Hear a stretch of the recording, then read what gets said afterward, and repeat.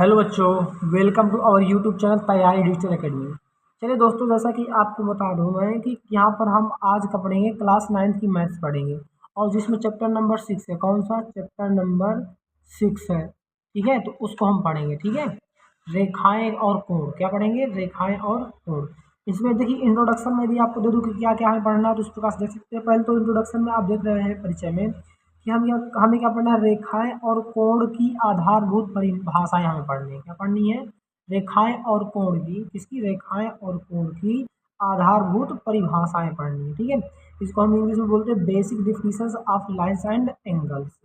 दूसरा है कोण के प्रकार पढ़ना है। ठीक है, फिर तीसरा पॉइंट पढ़ना है दो रेखाएं खींचने के विभिन्न प्रकार, किस किस प्रकार से हम दो रेखाओं को खींच सकते हैं।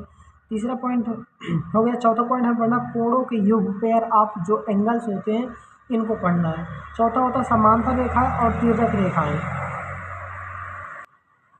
चौथे पॉइंट में हम पढ़ेंगे कोण के युग और पांचवें में पढ़ेंगे समांतर रेखाएं और तिर्यक रेखाएं। समांतर रेखाएं किस प्रकार से रहेंगी, तिर्यक रेखाएं रहेंगी वो किस प्रकार से रहेंगी, काटेंगी वाटेंगी, क्या होगा कैसा होगा पूरा पढ़ेंगे। फिर इसके बाद आपका रहता है छठवें नंबर त्रिभुज का कोण युग्म गुण। जो त्रिभुज का कोण युग्म मतलब त्रिभुज का कोण योग युग्म गुण होता है उसके विषय में हम लोग पढ़ेंगे। ठीक है, देखिए हम पहले पॉइंट से ही स्टार्ट कर रहे हैं। जो basic definitions of lines and angles है। ठीक है, जो बेसिक डिफिनीशंस आप यहाँ पे देख रहे हैं। ठीक है, कि रेखाएं और कोण की आधारभूत परिभाषाएं। इसमें आपको समझना थोड़ा सा ये है कि जैसे कि बेसिक बेसिक कुछ परिभाषाएं होती हैं, जैसे कि आपने पढ़ा भी है पहले और मैं कई सारे बच्चों को पढ़ा भी चुका हूँ ये वाली कई सारी चीज़ें। ठीक है, जैसे यहाँ बोला गया है लाइन सेगमेंट। क्या बोला गया है कि लाइन सेगमेंट, पहला पॉइंट में पढ़ना है कि लाइन सेगमेंट मतलब रेखाखंड होता क्या है। तो देखिए नॉर्मली आप यहाँ बात देखिए, ये पूरा देखिए जब दोनों तरफ एरो इस प्रकार से लग जाता है, ये पूरा मतलब एक रेखा होती है टोटली, यदि हम बात करेंगे। ठीक है, एक रेखा हो जाएगी या लाइन हो जाएगी। अब इस देखो लाइन तब तक दोनों साइड जा रही थी, इस साइड भी जा रही थी, इस साइड ये लाइन हो जाती है। ठीक है, लेकिन अब हम क्या करेंगे कि यदि हम इसके किसी भी पॉइंट को यहाँ से और यहाँ से कट करके ए और बी इसको नॉर्मली कट कर दे, जैसे यहाँ पे कट किया है, इसको कट कर दें और कट करने के बाद इसको अलग रख देंगे। क्या कर देंगे? इसको अलग रख देंगे इस प्रकार से। ठीक है, क्या कर देंगे? इसको अलग इस प्रकार से रख देंगे तो ये क्या हो जाएगा? हमारा लाइन सेगमेंट हो जाता है। क्या हो जाता है? लाइन सेगमेंट, जिसको हम रेखा खंड कहते हैं। क्या कहते हैं? रेखा खंड कहते हैं। ठीक है, इसी प्रकार से बात आती है रे। दूसरा पॉइंट हो जाता है रे। रे मतलब किरण किसे कहते हैं। तो देखिए आपने जो भी अभी ये यहाँ से जो पूरी आपकी ये लाइन थी, तो इस लाइन में से पूरी से आपने क्या किया? ए और बी को कट कर दिया। कट करने के बाद ए बी तो आपने यहाँ पे रख दिया। ठीक है, लेकिन फिर इसके बाद जो आपकी क्या बचती है? जो ये एक देखो, ये एक डायरेक्शन में ये दिख रहा है, ये एक डायरेक्शन में ये दिख रही है, जो ये दोनों बच जाती हैं, यही दोनों क्या होती है? यही दोनों किरण होती है, रे होती है। यदि आप इसकी थोड़ा सा परिभाषा देखना चाहें तो आप देख सकते हैं। पहले लाइन की देख रहे हैं तो एक रेखा खंड दो बिंदुओं के बीच का। ठीक है, एक रेखा खंड दो बिंदुओं के बीच का एक हिस्सा होता है जिसकी एक निश्चित लंबाई व जिसके प्रारंभिक व अंतिम बिंदु निश्चित होते हैं। देखिए कहा बताया गया है कि जो रेखा खंड होता है वह क्या होता है? ये दो बिंदुओं के बीच का एक क्या हिस्सा होता है। देखो जैसे ए और बी के बीच का एक हिस्सा पॉइंट है। ठीक है, लंबाई है। और बताया गया है कि इसमें क्या होता है कि इसमें एक निश्चित लंबाई होती है और इसके प्रारंभिक व अंतिम बिंदु दोनों क्या होते हैं? निश्चित होते हैं। बिल्कुल सही बात है। अब जैसे लाइन, ये रेखाखंड हम समझ गए, लाइन सेगमेंट समझ गए। इसके बाद क्या होता है? आपकी रे आती है, किरण आती है। किरण में क्या होता है? किरण का एक बिंदु क्या होगा? जैसे देखो यहाँ पे एक तो निश्चित है लेकिन दूसरा बिंदु अनिश्चित है। मतलब कितना भी बढ़ता जा सकेगा, पता नहीं कहाँ तक आगे तक जाता रहेगा, कोई पता नहीं है। इस प्रकार से इधर भी देखेंगे तो इधर भी एक बिंदु तो निश्चित है लेकिन इधर का, लेकिन ये जो अब पता नहीं वो आगे कहाँ तक जाएगा, ये हमें कोई पता नहीं है। ठीक है, तो ये लाइन जो जो आपका रे होता है, किरण होता है, तो किरण में एक बिंदु क्या होता है? निश्चित होता है, लेकिन जो दूसरा बिंदु होता है वह निश्चित नहीं होता है। तो यहाँ पे वही लिखा गया है कि एक किरण, ठीक है, एक किरण एक सीधी रेखा का एक हिस्सा होता है। ठीक है, एक किरण एक सीधी रेखा क्या होता है? हिस्सा होता है। ठीक है, या होती है, जिसका प्रारंभिक बिंदु तो पता होता है। ठीक है, पता होता है, कैसे? तो निश्चित होता है। जिसका प्रारंभिक बिंदु तो निश्चित होता है लेकिन अंतिम बिंदु निश्चित नहीं होता है। अंतिम बिंदु नहीं होता या अंतिम बिंदु निश्चित नहीं होता। ठीक है, किरण की दिशा के देखिए यहाँ बताया गया किरण की दिशा केवल एक ओर होती है। कितनी होती है? किरण की जो दिशा है, जो रे की क्या है, डायरेक्शन है जो केवल एक साइड होगी, या तो देख सकते हैं आप, या तो केवल इस साइड ही होगी और या तो इस साइड होगी, दोनों साइड इसकी मतलब वो नहीं हो सकती दिशा। तो ये देखिए बेसिक बेसिक चीज़ें हैं, यदि ये टर्मिनोलॉजी आप लोग जान जाओगे तो कोई भी दिक्कत नहीं होगी हमें, ठीक है, पढ़ने में। अब देख रहे होंगे आप यहाँ पे लिखा कोण, कोण किसे कहते हैं या एंगल किसे कहते हैं, ठीक है। जिन बच्चों ने पढ़ लिया था मुझसे पहले से या कहीं से पढ़ लिए थे तो आप थोड़ा सा धैर्य धारण कीजिएगा, ठीक है ना। क्यों? क्योंकि ये मुझे थोड़ा सा बेसिक बताना ज़रूरी है, ठीक है। आप आगे चल के थोड़ा बढ़ा बढ़ा के भी देख सकते हैं स्पीड से, ठीक है। जैसे कोण लिखा, एंगल लिखा, तो किन्हीं दो रेखाओं के मिलने से, क्या देखो, किन्हीं दो रेखाओं के मिलने से उनके बीच जो झुकाव उत्पन्न होता है उसे हम क्या कहते हैं, उसे हम कोण कहते हैं। क्या कहते हैं? कोण कहते हैं। अब बताया गया इसमें एक निश्चित बिंदु उभयनिष्ठ होता है। क्या होता है? इसमें एक निश्चित बिंदु उभयनिष्ठ होता है। ये देखो यहाँ पे ये बिंदु जो है यही क्या हो गया, निश्चित बिंदु हो गया, उभयनिष्ठ हो गया। इसी को हम वर्टेक्स बोलते हैं। क्या बोलते हैं? वर्टेक्स। इसको मतलब हिंदी में कह सकते हैं शीर्ष बोलते हैं, ठीक है। और जो आपका इनके बीच जो झुकाव होता है, इन दो रेखाओं के बीच क्या होता है, जो झुकाव होता है उसको हम क्या बोलते हैं, कोण बोलते हैं, एंगल बोलते हैं। और ये जो दोनों भुजाएं हैं, ये जो दोनों क्या है, ये दोनों जो रेखाएं होती हैं, इन दोनों रेखाओं को ही हम क्या बोलते हैं, भुजा बोलते हैं। जैसे कि आप आगे देख रहे होंगे, चौथा पॉइंट यही पूछा गया है कि भुजाएं क्या होती हैं, आर्म्स क्या होती हैं।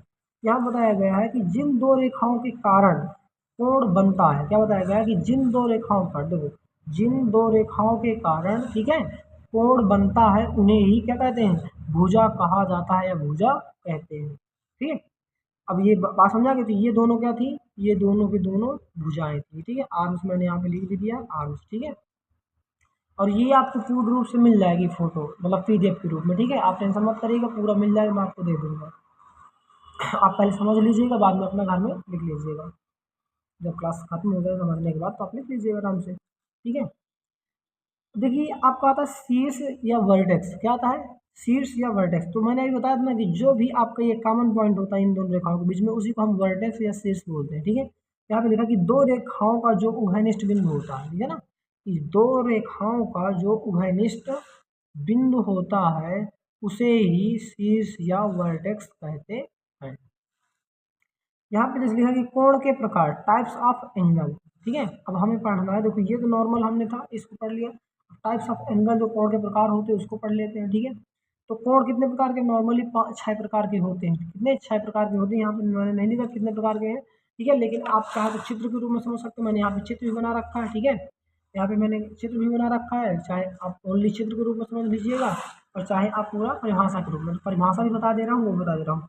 देखो पहला होता है एक्यूट एंगल, जिसको हम न्यून कोण के नाम से जानते हैं। क्या होता है?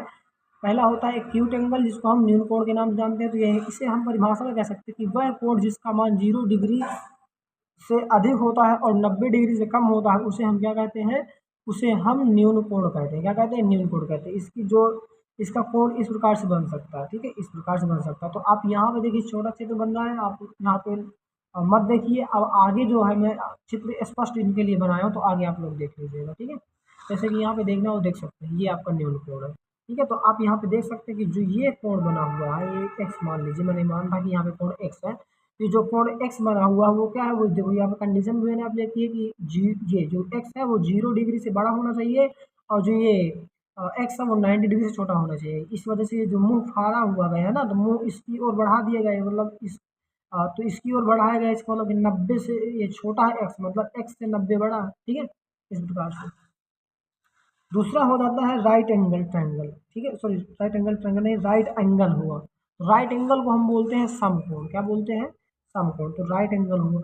अब इसमें जब राइट एंगल होगा तो इसको क्या बोलते हैं कि वह कोण जिसका मान 90 डिग्री होता है उसे हम क्या बोलते हैं, उसे हम समकोण या राइट एंगल कहते हैं, ठीक है। ये थीटा बराबर कितना हो जाएगा, 90 डिग्री हो जाएगा, कोई दिक्कत नहीं। वैसे आपको ये सब चीज़ें पता है पहले से भी, ठीक है, लेकिन ये है कि मैं थोड़ा बेसिक से स्टार्ट किया हूँ तो पूरा अच्छी तरह से बता दूँ।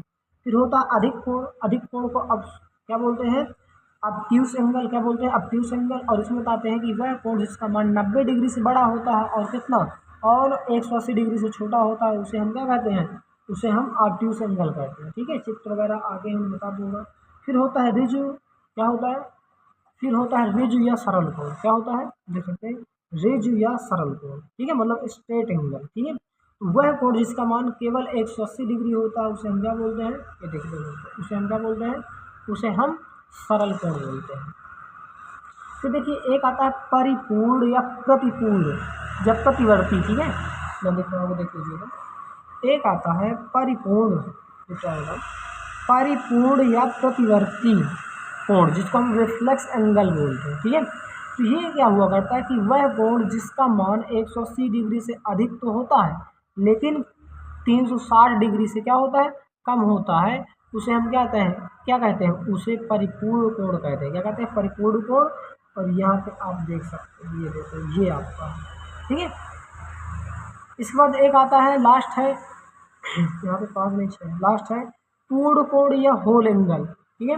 वह कोण जिसका मान 360 डिग्री होता है उसे हम क्या कहते हैं, उसे पूर्ण कोण कहते हैं, ठीक है। जैसे कि यहाँ से देखो एक चक्कर पूरा घूम जाएगा तो कितना हो जाएगा, 360 डिग्री हो जाएगा, तो ये एक चक्कर कंप्लीट हो जाएगा, ठीक है। अब देखिए यहाँ पे चित्र बनाए गए, तो मैं एक एक करके आप समझा दे रहा हूँ। देखो पहला पॉइंट का चित्र बना हुआ है न्यून कोण का। न्यून कोण में आप देख सकते हैं एक्स है, इसके लिए कंडीशन बताई गई है। अब यहाँ पे थोड़ा सा ये समझने के पहले आप एक्स के विषय में समझिए थोड़ा सा। यहाँ पे हम मान लिए हैं कि मान, ये देख लिया, यदि हम कोण को एक्स मान लें तो मतलब हमने कोण को क्या माना है, एक्स माना है।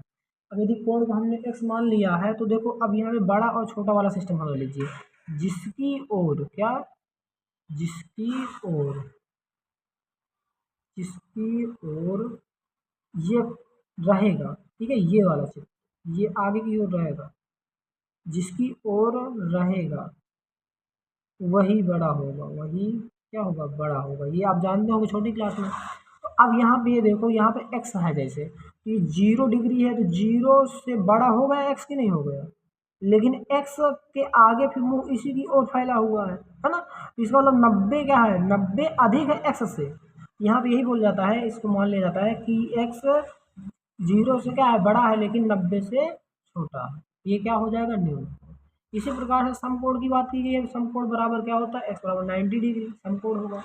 इसी प्रकार से तीसरा पॉइंट बताया गया अधिक कोण। तो अधिक कोण में क्या होता है, अधिक कोण में होता है कि कोई भी कोण क्या हो, 90 डिग्री से बड़ा हो और 180 से छोटा हो। देखो 90 से तो एक्स बड़ा है लेकिन 180 से क्या है, छोटा है। और इस प्रकार से ये जो कोण बनेगा, ये जो कोण प्राप्त होता है, इसको हम क्या बोलते हैं, इसको हम बोलते हैं अधिक कोण। एक्स ही है हर जगह। इस प्रकार इसमें देखो सरल रेखा हम देंगे तो एक लाइन का जो कोण होता है वो सरल रेखा वाला कोण होता है, सरल कोण कह सकते हैं उसको, ठीक है, या ऋजु कोण कह सकते हैं। इसका मान कितना होता है, 180 डिग्री होता है। इसके बाद आप प्रतिपूर्ण कोण के विषय में देख सकते हैं, किसके विषय में, प्रतिपूर्ण कोण। प्रतिपूर्ण कोण में क्या होता है कि इसमें 180 से बड़ा होना चाहिए और 360 डिग्री से क्या होना चाहिए, छोटा है। देखो 180 डिग्री से बड़ा है एक्स और कितने से, 360 से छोटा है। और ये जो पूरा एंगल है ये क्या बना है, यही प्रतिपूर्ण कोण है। छठवां नंबर है पूर्ण कोण। पूर्ण कोण में एक्स बराबर 360 डिग्री होनी चाहिए। तो देखिए ये क्या था, ये आपका कोण था, बिल्कुल सिंपल था, ठीक है। अब देखिए जो भी बच्चे अभी तक मतलब नॉर्मली पढ़ रहे थे कोई बात नहीं है, लेकिन अब अच्छे से उनको पढ़ना पड़ेगा, ठीक है, क्योंकि तो यहाँ से ज़रूर इम्पोर्टेंट चीज़ें चालू हो रही हैं, ठीक है। क्योंकि अभी तक जो भी था पहले भी आपको समझ में आ गया था, कोई दिक्कत नहीं थी, बता गए थे पहले से ही। अब बोला गया कि दो रेखाएं खींचने के लिए विभिन्न प्रकार, दो रेखाओं को आप कितने प्रकार से खींच सकते हो, दो रेखाओं को आप दो प्रकार से खींच सकते हो। एक तो आप या तो तिर्यक रेखा बनाकर उन्हें खींच सकते हो, या तो उन दोनों रेखाओं को क्या समांतर रेखा बनाकर खींच सकते हो। तिर्यक रेखा में किसी भी प्रकार से इधर उधर किसी भी प्रकार से खींचोगे तो यदि उनको हम लेते जाएंगे आगे की ओर बढ़ाते जाएंगे तो कहीं ना कहीं प्रतिच्छेद जरूर करेंगे। जैसे कि यहाँ पे लिखा, तो इसको कहीं ना कहीं यदि हम आगे की ओर ले जाते तो प्रतिच्छेद कर रही है ना। इसी प्रकार जैसे ये, इसको हम कहीं ना कहीं आगे की ओर ले जाएंगे तो प्रतिच्छेद करेगी। लेकिन जो आपकी समांतर रेखाएं होती हैं तो इनको चाहे तो अनंत तक ले जाओ, कहाँ तक ले जाओ, अनंत तक ले जाओ, तो ये कभी भी एक दूसरे को प्रतिच्छेद नहीं करती हैं, ये एक दूसरे को कभी प्रतिच्छेद नहीं करती, मतलब कभी भी नहीं काटेंगे। तो इस वजह से मैंने यहाँ पे लिखा भी है परिभाषा के रूप में। पहला है प्रतिच्छेदी रेखा, मतलब इंटरसेक्टिंग, इंटरसेक्टिंग मतलब काटना या प्रतिच्छेद करना, ठीक है। तो इंटरसेक्टिंग रेज, यहाँ पे आप देख सकते हैं कि वे दो रेखाएं जो आपस में कहीं ना कहीं एक दूसरे को काटती हैं, तो इस प्रकार की या उन्हें हम क्या कहते हैं, प्रतिच्छेदी रेखाएं कहते हैं। और चित्र के रूप में आप ये देख सकते हैं, ठीक है, ये दोनों आपके क्या है, चित्र है। इसी प्रकार से आप देख सकते हैं क्या, अप्रत्यक्ष, सॉरी, आप प्रतिच्छेदी या क्या बोल सकते हैं, समांतर रेखा मतलब नॉन इंटरसेक्टिंग। हम बोलेंगे कि वे रेखाएं जो आपस में कभी भी एक दूसरे को प्रतिच्छेद नहीं करती हैं तो उन्हें हम समांतर रेखाएं कहते हैं। क्या कहते हैं? समांतर रेखाएं कहते हैं। और इनके आपस में प्रत्येक जगह दूरी क्या होती है? समान होती है। चाहे आपको लिखना हो तो ये बात आप क्या कर सकते हैं? लिख सकते हैं। और ये एक दूसरे को कभी भी नहीं काटेंगी। ठीक है, तो इनकी क्या होगी? इनकी दूरियां प्रत्येक जगह क्या होंगी? समान होगी। समांतर दूरियों के बीच की दूरी, समांतर रेखाओं के बीच की दूरी प्रत्येक जगह क्या होगी? बराबर होगी। तभी ये क्या करती है? एक दूसरे को कभी भी नहीं काटती है। इनको चाहे इनफाइनाइट अनंत तक ले जाओ। ठीक है, चौथा पॉइंट होता है, अब देखिए 3 पॉइंट हमने पढ़ लिया। चौथा पॉइंट है कोणों के युग्म, मतलब पेयर ऑफ एंगल। जो कोण होते हैं उनकी भी हम बात करते हैं। देखिए एक होता है आसन्न कोण। क्या? आसन्न कोण, इसको बोलते हैं एडजेसेंट कोण। ठीक है, क्या लिखा देख सकते हैं? Adjacent angles. ठीक है, तो हमें आसन्न कोण पढ़ना है। देखिए आसन्न कोण में क्या हुआ करता है कि आपने नॉर्मली 2 चीज़ें पढ़े होंगे, कभी ना कभी आपने ये सुना होगा कि भाई आप ये बताइए कि पूरक कोण क्या होता है और समपूरक कोण क्या होता है। तो वही चीज़ है यहाँ पे। आप देखो, मैं चित्र की ओर से समझाऊँ तो आप यदि देख रहे हैं कि देखिए एक कोण ये, मतलब एक रेखा ये गई और एक रेखा ये गई और एक रेखा ये गई, ये भुजा कह सकते हैं। ठीक है, तो आप यहाँ पे देख रहे हैं कि यहाँ पे 2 कोण बन रहे हैं। क्या बन रहे हैं? 2 कोण बन रहे हैं। तो 2 कोण तो बन रहे हैं, लेकिन इनमें कंडीशन आप ये देखिए कि ये देखो, ये जो एक बीच वाली लाइन है, तो बीच वाली ये जो रेखा है, तो ये दोनों जगह है। इसमें भी है, इस वाले कोण के लिए भी है और इस वाले कोण के लिए भी। ये क्या उत्तरदायी है, मतलब उभयनिष्ठ है। ठीक है, और ये जो पॉइंट है ये भी तीनों के लिए क्या है? उभयनिष्ठ है। तो इस प्रकार से जो कोण बनते हैं उनको आसन्न कोण कहते हैं। ये मुख्यतः 2 प्रकार के होते हैं, एक संपूरक कोण होता है, एक क्या होता है? पूरक कोण होता है। ठीक है, और यहाँ से आपका बहुत इंपॉर्टेंट चीज़ है, ये आपका बहुत इंपॉर्टेंट चीज़ है। ठीक है, ये आपका क्या है? बहुत इंपॉर्टेंट चीज़ है, इसी से क्वेश्चन आपके आते हैं। तो देखिए जैसे कोणों में पहला पूछा गया आसन्न कोण, तो आसन्न कोण में क्या होता है कि जब किन्हीं 2 कोणों की एक भुजा, क्या? जब किन्हीं 2 कोणों की एक भुजा व शीर्ष उभयनिष्ठ होते हैं। देखो ये एक भुजा हो गया किन्हीं 2 कोणों की। ठीक है, तो 2 कोणों की एक भुजा हो गई ये वाली ओ क्यू, एक भुजा, और क्या बोला गया कि एक शीर्ष, ये शीर्ष हो गया, एक शीर्ष। ठीक है, क्या होता है? उभयनिष्ठ होता है। उभयनिष्ठ का मतलब जो दोनों जगह में होता है। ठीक है, तो उसको हम क्या बोलते हैं? जैसे मतलब मेरे पास 10 रुपये है, आपके पास भी 10 रुपये है, तो हमारे पास 10 रुपये क्या हो गए? उभयनिष्ठ हो गए, कॉमन हो गए। तो वही चीज़ बोल रहा कि क्या होता है कि जब किन्हीं 2 कोणों की एक भुजा व शीर्ष क्या होते हैं? उभयनिष्ठ होते हैं। तो इस प्रकार के कोण को आसन्न कोण कहते हैं। और मुख्यतः आसन्न कोण 2 प्रकार के होते हैं। पहला होता है पूरक कोण, दूसरा होता है समपूरक कोण। ठीक है, तो जैसे ये एक्स और वाई, अब समझिए। तो पूरक कोण क्या होता है कि एक्स और वाई, यदि एक्स और वाई दोनों का योग कितना हो जाए? 90 डिग्री हो जाए। एक्स और वाई दोनों का योग, दोनों का जोड़, तो क्या बताया गया कि यदि एक्स और वाई इन दोनों का जोड़ कितना हो जाएगा? इन दोनों का जोड़ यदि 90 डिग्री हो जाएगा तो ये पूरक कोण हो जाएंगे। और यदि इन्हीं का कोण, देखो पूरक में दोनों एक्स प्लस वाई कितना 90 होना चाहिए, और समपूरक में कितना होना चाहिए? एक्स प्लस वाई 180 डिग्री होना चाहिए। ठीक है, हालांकि ये बातें भी आपको पता है, लेकिन हमें क्या करना है? हमें ये सब चीज़ें पता होने के साथ साथ आप दिमाग में रखना है, ताकि हम इनसे ही क्वेश्चन आगे लगा पाएंगे। ठीक है, यदि आपको ये नहीं पता रहेंगे तो आप क्वेश्चन नहीं लगा पाएंगे। मैं ये सवाल लगाने से पहले इसी वजह से इनको आपको बिल्कुल बेसिक से पढ़ा रहा हूँ। ठीक है, तो देख सकते हैं यहाँ पूरक कोण लिखा भी है। पूरक कोण को इंग्लिश में बोलते हैं कम्प्लीमेंट्री। क्या बोलते हैं? COMPLEMENTOR, complementary angle. आप इंग्लिश में बहुत मतलब इनको ध्यान रखिएगा, क्योंकि इंग्लिश आपको या किसी भी बंदे को उबारना बहुत ज़रूरी हो गया। ठीक है, वो भले ही इंग्लिश में बोल ना पाए डायरेक्टली पूर्ण रूप से हर चीज़, लेकिन उसको टर्मोलॉजी पता होनी चाहिए। ठीक है, तभी वो ऑनलाइन वगैरह या कहीं से कुछ भी चीज़ें पढ़ सकता है। कम्प्लीमेंट्री एंगल, ठीक है, कम्प्लीमेंट्री एंगल में यही बताया गया कि जब किन्हीं 2 कोणों का योग कितना होता है? 90 डिग्री होता है, तो उसे हम क्या बोलते हैं? कम्प्लीमेंट्री एंगल कहते हैं। जैसे यहाँ पे कोण एक्स प्लस कोण वाई बराबर कितना? 90 डिग्री कर दिए गए। और सप्लीमेंट्री एंगल किसको बोलेंगे? जब इन दोनों कोणों का योग, एक्स और वाई कोणों का योग कितना हो जाता है? 180 डिग्री हो जाता है, तो उसे हम क्या बोलते हैं? उसको हम बोलते हैं सप्लीमेंट्री एंगल। ठीक है, यहाँ बोला गया कि जब किन्हीं 2 कोणों का योग कितना होता है? 180 डिग्री होता है, तो उन्हें क्या बोलते हैं? संपूरक कोण कहते हैं। अब देखिए, आप थोड़ा सा देखे होंगे या पढ़े होंगे, सुने होंगे, शीर्षाभिमुख कोण। क्या पढ़े होंगे? शीर्षाभिमुख कोण। ठीक है, नहीं पढ़े हैं तो कोई बात नहीं, पढ़ लेते हैं। देखिए शीर्षाभिमुख कोण क्या होता है एक्चुअल में। तो आप देख रहे हैं कि यदि हम कोई भी है, कोई दो तिर्यक रेखाएं एक दूसरे को आपस में क्या करती हैं, प्रतिच्छेद करती हैं। क्या करती हैं? प्रतिच्छेद करती हैं। तो उनके जो आमने सामने का कोण बनता है तो उसी को हम क्या बोलते हैं, उसी को हम बोलते हैं तिर्यक, मतलब शीर्षाभिमुख कोण। जैसे मैंने इन तिर्यक इनको कट कर दिया तो ये कोण 1 हुआ, मान लीजिए ये कोण 2 हुआ, ये कोण 3 हुआ, ये कोण 4 हुआ, नॉर्मली मैंने बात की। तो 1 और 3, 1 और 3 और 2 और 4, क्या 2 और 4, ये दोनों आपस में क्या होंगे, ये दोनों आपस में शीर्षाभिमुख कोण होंगे। क्या होंगे? शीर्षाभिमुख कोण होंगे, जिसको हम वर्टिकली अपोजिट एंगल के नाम से भी जानते हैं, क्योंकि इंग्लिश में इसको हम क्या बोलते हैं, वर्टिकली अपोजिट एंगल के नाम से जानते हैं। इसको हम वी ओ और ए के नाम भी शॉर्टकट में वी ओ ए कह सकते हैं। क्या कह सकते हैं? वी ओ ए कह सकते हैं। चलिए अब इसके बाद देखिए, इसमें नॉर्मली देखना और देख सकते हैं कि इन दो रेखाओं के काटने से आमने सामने वाले कोण बराबर होते हैं और उन्हें ही क्या कहते हैं, शीर्षाभिमुख कोण कहते हैं। ठीक है, तो देखिए ये कट करेंगे, जब कट करती हैं तो 1 और 3 आपस में बराबर भी होंगे, ये भी बात पता होना चाहिए, और 2 और 4 भी बराबर होंगे, और इन्हें हम क्या बोलते हैं, इन्हें हम शीर्षाभिमुख कोण कहते हैं।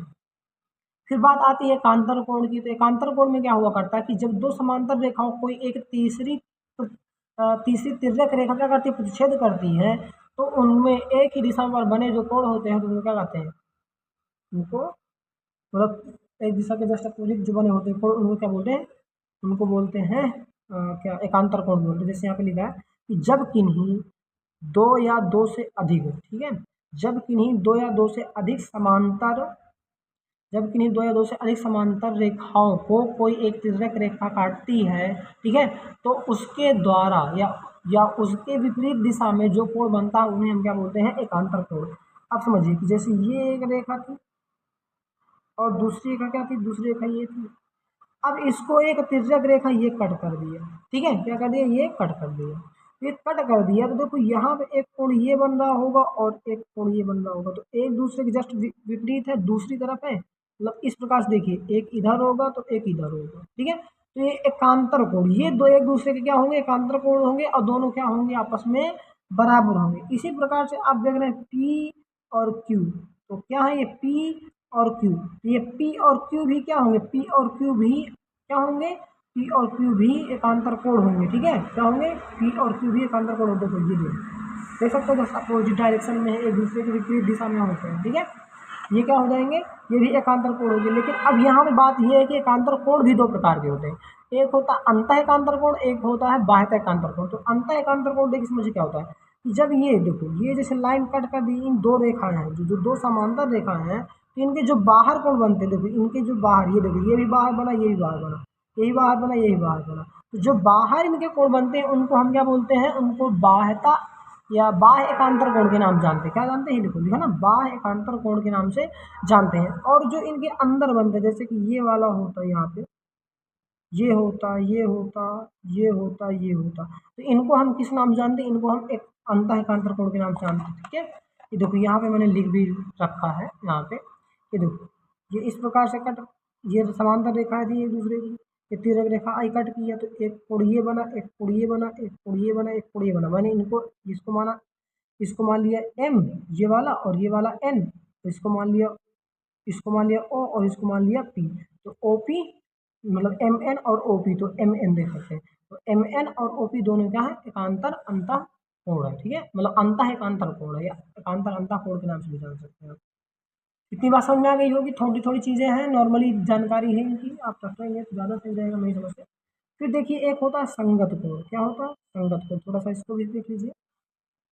जिसमें बताया गया कि जब किन्हीं दो समांतर रेखाओं, ठीक है, जब किन्हीं दो समांतर रेखाओं को कोई तिर्यक रेखा काटती है तो एक ही साइड मतलब एक ही दिशा, ठीक है, या एक ही तरफ बने कोणों को एकांतर कोण कहते हैं, लेकिन वे दोनों अलग अलग समांतर रेखाओं में होने चाहिए। समझिए, जैसे कि मान लीजिए यहाँ पे ये हुआ, यहाँ पे ये हुआ, अब ये दो समांतर रेखा थी, इनको कट कर दिया एक रेखा इस प्रकार से, तो जब इसको कट कर दिया गया एक रेखा, तो देखो जैसे ये है एक दिशा पर, अब जैसे ये है ये कोण, और क्या हो जाएगा ये कोण, तो ये वाला मान लो पहला नंबर है, दूसरा नंबर, तो ये जो एक और दो जो ये कोण नॉर्मली है, बस इस तरह नहीं किया जाता, ये एक होगा तो ये दो होगा, ये तीन होगा, ये चार होगा, और ये जाके पाँच होगा, ठीक है, इस तरह से काउंटिंग की जाती है कोण की कभी भी।